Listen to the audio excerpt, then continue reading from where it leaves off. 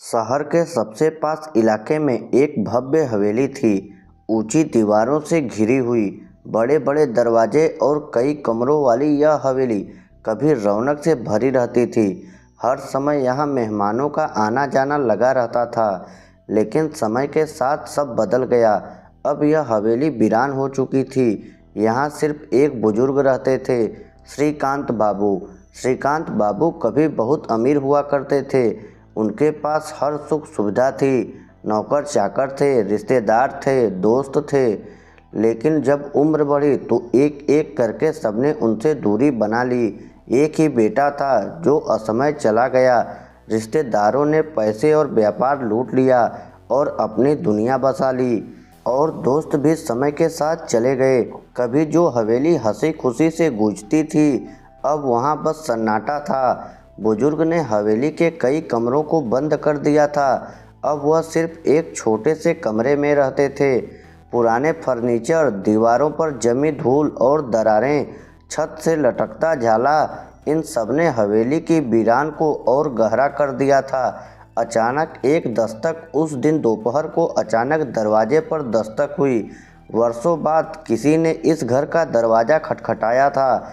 श्रीकांत बाबू धीरे धीरे चलते हुए दरवाजे तक पहुँचे और उसे खोला। बाहर एक नौजवान खड़ा था, सादा सा कपड़ा पहने, विनम्रता से सिर झुकाए। नमस्ते बाबूजी, युवक ने आदर से कहा। बुजुर्ग ने ध्यान से उसे देखा लेकिन पहचान नहीं पाए। बेटा, तुम कौन हो? श्रीकांत बाबू ने पूछा। युवक ने धीरे से मुस्कुराते हुए कहा, बाबूजी, मेरे पिता आपके यहाँ नौकरी करते थे। बहुत साल पहले। मेरा नाम अर्जुन है। श्रीकांत बाबू के दिमाग में पुरानी यादें ताज़ा हो गई। तुम्हारे पिता कौन थे? वे उन्होंने सोचने की कोशिश की। जी, रामलाल, वे आपके यहाँ नौकर थे। लेकिन उन्होंने हमेशा हमें सिखाया कि आप हमारे मालिक नहीं बल्कि हमारे संरक्षक हैं। जब मैंने उन्हें बताया कि मैं इस शहर आ रहा हूँ तो उन्होंने कहा कि आपको ज़रूर मिलूँ। श्रीकांत बाबू का दिल भर आया। रामलाल, वही रामलाल जिसने उसकी सेवा कई सालों तक की थी, जिसे वे हमेशा छोटा समझते थे। आज उसी के बेटे ने उन्हें याद रखा था। बुजुर्ग ने अर्जुन को अंदर बुलाया। अर्जुन ने देखा कि हवेली की हालत बेहद खराब हो चुकी थी। वह यह देखकर दुखी हुआ कि जो इंसान कभी शान और ऐशो आराम से जीता था, आज अकेलेपन और उदासी में डूबा हुआ था।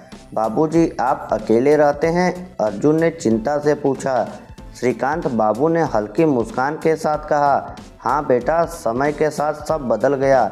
एक वक्त था जब यह घर गुलजार था, लेकिन धीरे धीरे सब छूटता गया। दौलत थी, रुतबा था, इसलिए शायद रिश्ते सिर्फ दिखावे के थे। जब ज़रूरतें खत्म हो गई तो अपने भी दूर हो गए।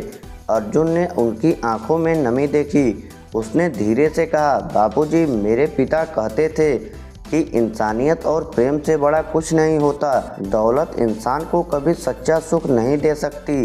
श्रीकांत बाबू चुप हो गए। अर्जुन की बात उनके दिल को छू गई। अर्जुन ने धीरे धीरे बुजुर्ग की देखभाल शुरू कर दी। वह हर रोज़ आता, उनके लिए खाने पीने की चीज़ें लाता, घर की सफाई करता और सबसे ज़रूरी बात, उनसे बातें करता। समय हमेशा एक जैसा नहीं रहता। दौलत, घमंड और शान शौकत पल भर में मिट सकते हैं, लेकिन इंसानियत और अपनापन हमेशा बना रहता है। हमें कभी भी अपने हालात पर घमंड नहीं करना चाहिए, क्योंकि वक्त बदलते देर नहीं लगती। श्रीकांत बाबू की हवेली फिर से वैसी तो नहीं बनी, लेकिन उनके दिल का सन्नाटा खत्म हो गया था। अब वहाँ अर्जुन की हंसी और अपनेपन की गर्माहट थी। तो दोस्तों, यह छोटी सी स्टोरी आपको कैसी लगी कमेंट करके ज़रूर बताइएगा। ऐसे ही इमोशनल और हार्ट टचिंग स्टोरी सुनने के लिए हमारे चैनल को सब्सक्राइब ज़रूर कीजिएगा।